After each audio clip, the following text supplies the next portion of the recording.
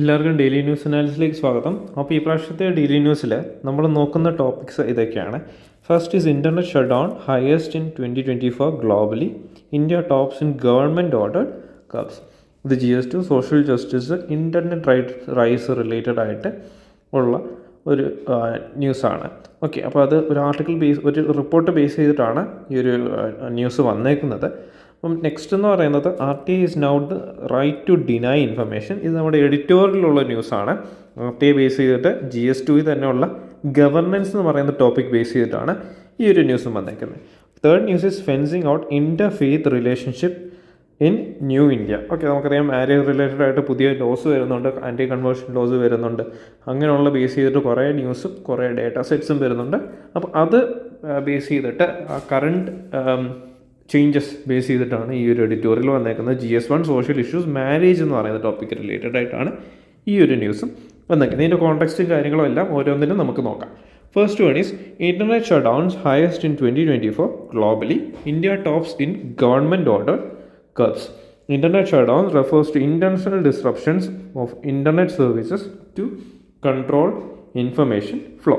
The Access Now report ആണ് അത് highlight ചെയ്തേക്കുന്നത് വെച്ചാൽ 2024 highest number of internet shutdowns വന്നത്. അതിൽ ഗവൺമെൻറ് ഇമ്പോസ്ഡ് ആയിട്ടുള്ള റെസ്ട്രിക്ഷൻസിൽ ഇന്ത്യയാണ് ലീഡ് ചെയ്യുന്നത്. While fewer shutdowns occurred in India than in 2023, the country still accounted for a significant 28% of all shutdowns worldwide.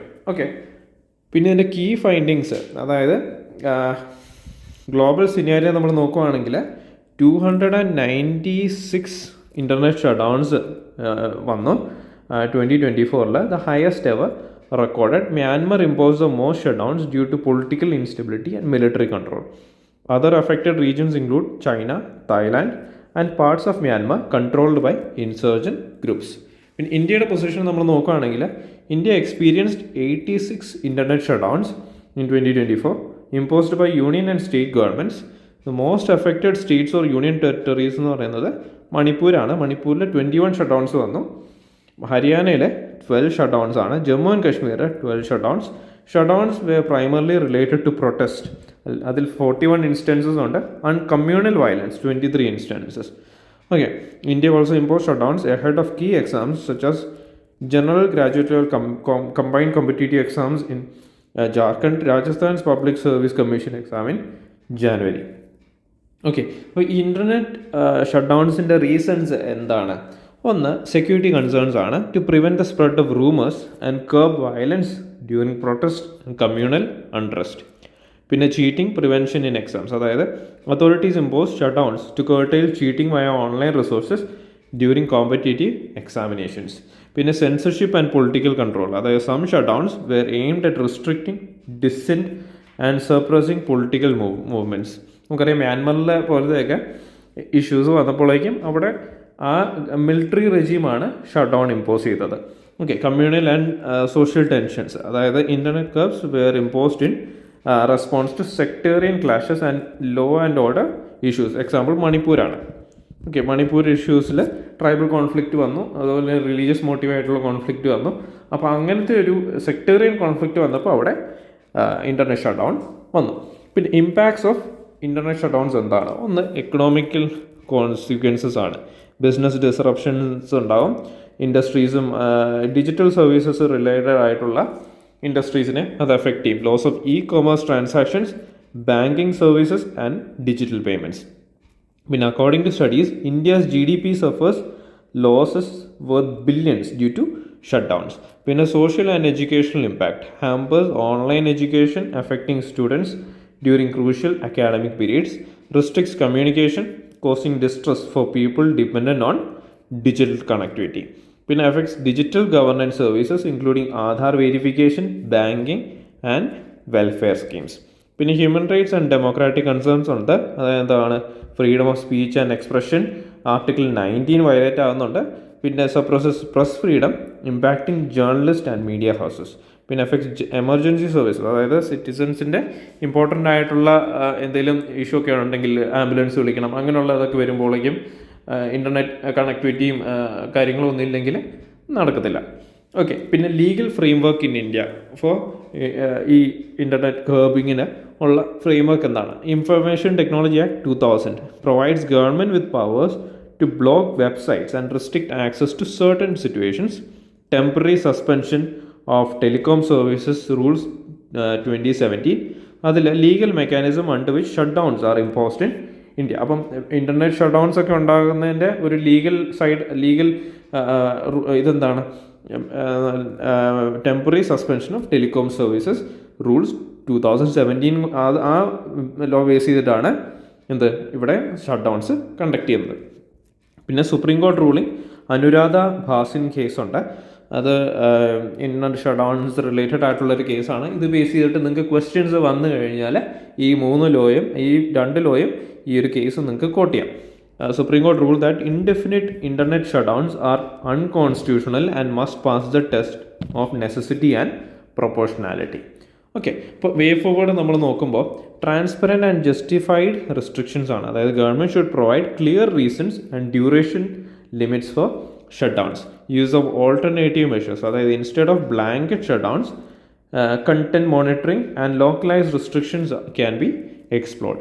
പിന്നെ ജുഡീഷ്യൽ ആൻഡ് പാർലമെൻ്ററി ഓവർസൈറ്റ്, അതായത് independent monitoring mechanisms should review and regulate internet shutdowns. എന്തിനാണ് shutdown ചെയ്യുന്നത്, അല്ലെങ്കിൽ shutdown base ചെയ്തിട്ടുള്ള impact എന്താണെന്നൊക്കെ monitor ചെയ്യാനായിട്ടുള്ളൊരു organisation വേണം. Adherence to international norms, അതായത് India should align with UN recommendations on digital rights and ensure minimal disruptions. പിന്നെ encouraging cyber security solutions. Strengthening cyber security instead of resorting to frequent shutdowns can help mitigate risks. Conclusion നമ്മൾ പറയുമ്പോൾ, while internet shutdowns are sometimes necessary for security reasons, their frequent excessive use raises concerns about digital rights and economic impact. A balanced approach is needed to ensure national security without undermining fundamental rights and economic progress. Okay. അപ്പോൾ next news എന്ന് പറയുന്നത് RTA is now the right to deny information. അപ്പോൾ ഇതിൻ്റെ context എന്ന് വെച്ചാൽ the right to information act 2005 was enacted to promote transparency, accountability and citizen participation in governance. The empowered citizens to seek information from the government, ensuring the right to access information as part of fundamental rights under Article 19(1)(a) of the Indian Constitution. However, recent amendments and administrative hurdles have led to the gradual erosion of the Act, reducing its effectiveness in holding power to account. Okay.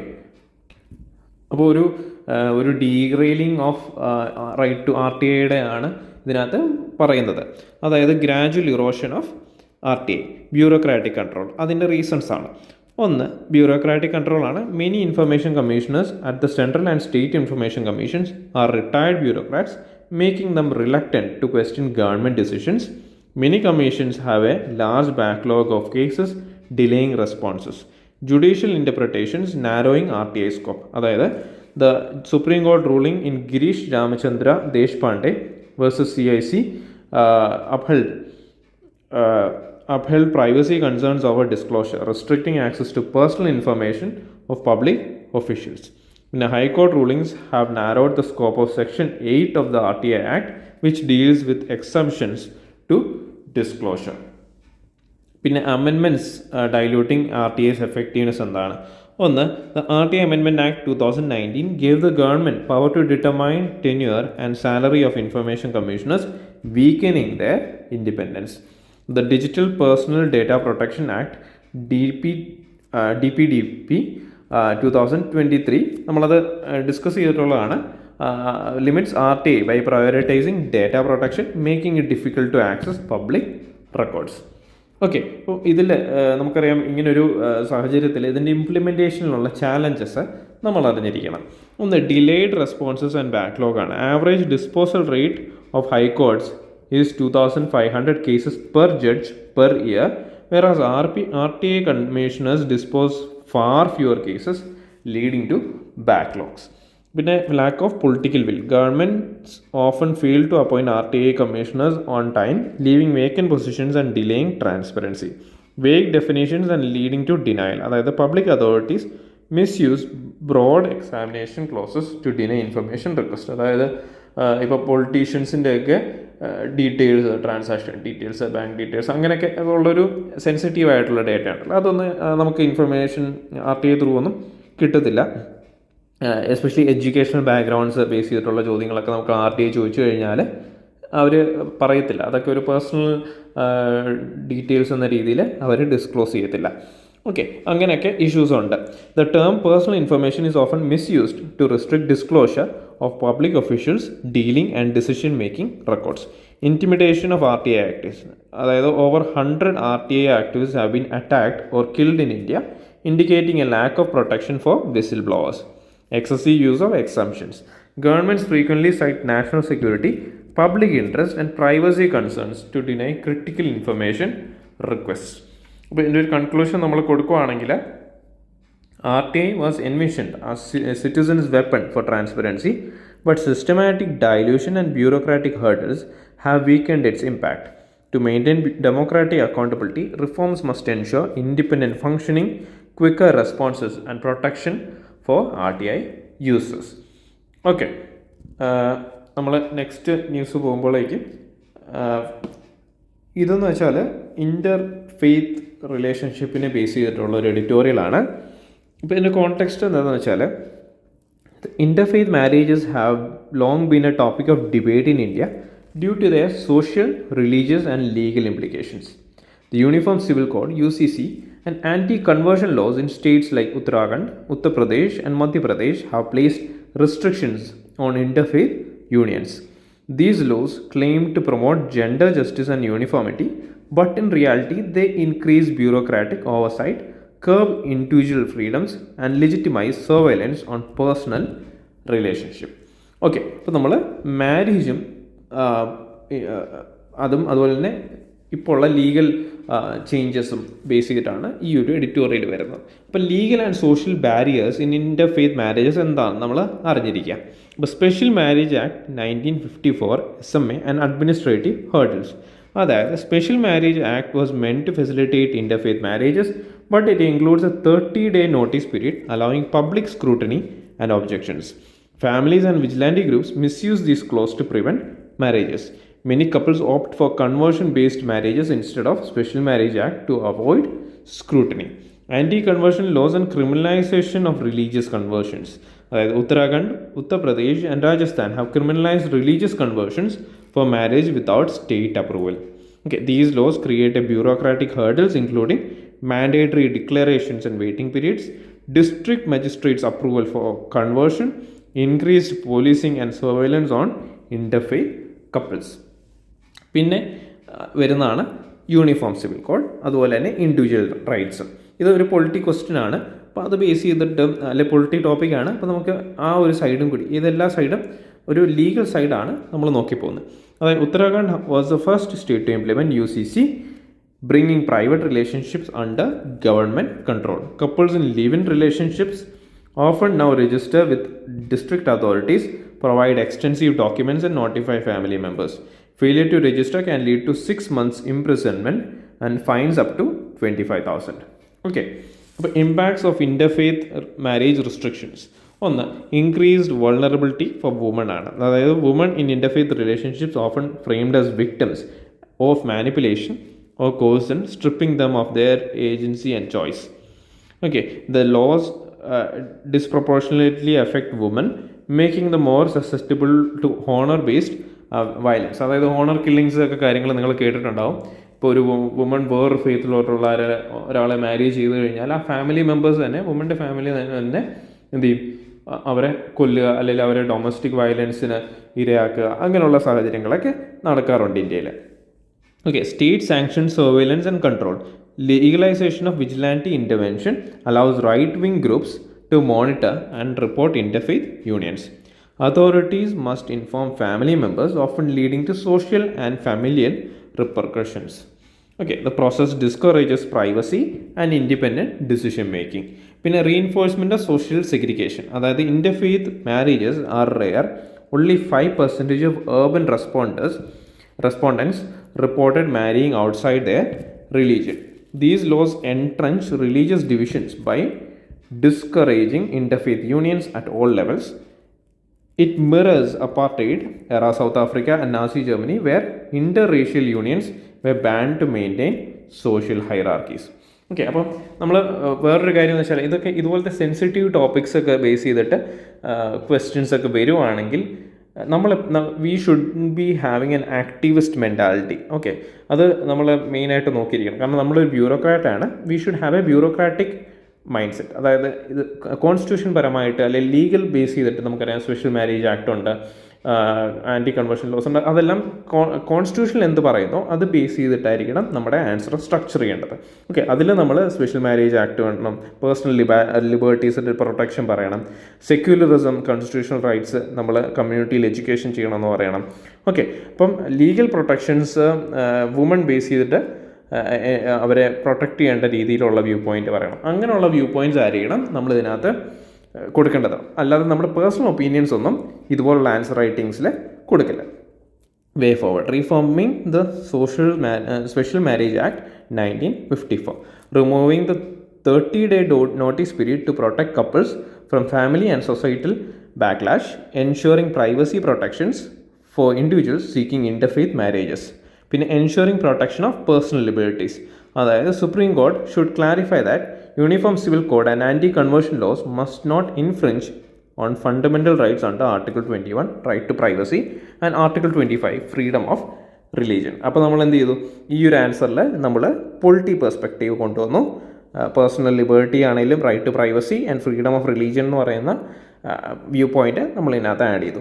Educating communities on secularism and constitutional rights, promote awareness about interfaith relationships and constitutional protections through education and media, implement strict action against vigilante groups that harass interfaith couples. പിന്നെ strengthening legal protection for women in interfaith relationships, ensure that women have the autonomy to make personal decisions without state or societal interference, provide legal and institutional support to protect couples from family and communal pressures. Okay, ഇപ്പോൾ conclusion നമ്മൾ കൊടുക്കുമ്പോഴേക്കും the Uniform Civil Code and anti-conversion laws, instead of promoting gender justice and equality, have become tools of state control and religious segregation. A progressive and secular legal approach is essential to balance religious freedom, personal choice and constitutional values. അപ്പോൾ നമ്മളിതിനകത്ത് എല്ലാ കാര്യങ്ങളും എല്ലാ തരത്തിലുള്ള multi dimensional അപ്രോച്ചാണ് ഈ ഒരു ആൻസറിൽ നമ്മൾ എടുത്തേക്കുന്നത്.